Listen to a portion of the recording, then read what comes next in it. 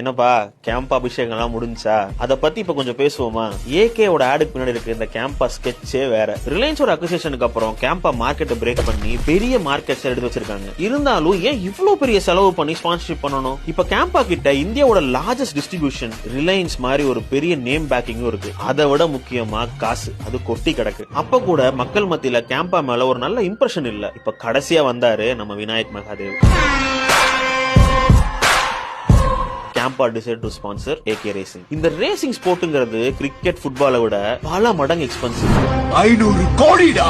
அப்பேற்பட்ட ஒரு ஸ்போர்ட்ஸுக்கு ஒருத்தங்க ஸ்பான்சர் பண்றப்போ அந்த பிராண்ட் வேல்யூ எவ்வளவு பெருசா இருக்குன்னு யோசிச்சு பாருங்க. இப்ப ஏகே ரேசிங்க்கு ஸ்பான்சர் பண்ணதோ, ஏகே உள்ள கூட்டிட்டு வந்ததோ சேல்ஸ் இன்க்ரீஸ் பண்றதுக்கெல்லாம் இல்ல, இந்த பிராண்டோட இமேஜ் அண்ட் வேல்யூ இன்க்ரீஸ் பண்றதுக்கு. இதுக்கு போனஸா தமிழ் பீப்புள் கிட்டையும் எலைட் மார்க்கெட்லயும் கிடைச்சதுதான் சேல்ஸ். ஒரு கரெக்டான மார்க்கெட்டிங்னா இப்படித்தான் இருக்கணும். அது சேல்ஸையே டார்கெட் பண்ணக்கூடாது, பிராண்ட் வேல்யூவை தான் பில் பண்ணணும். அது இவன் கரெக்டா பண்றான், ஏன்னா அம்பானி ஆச்சே.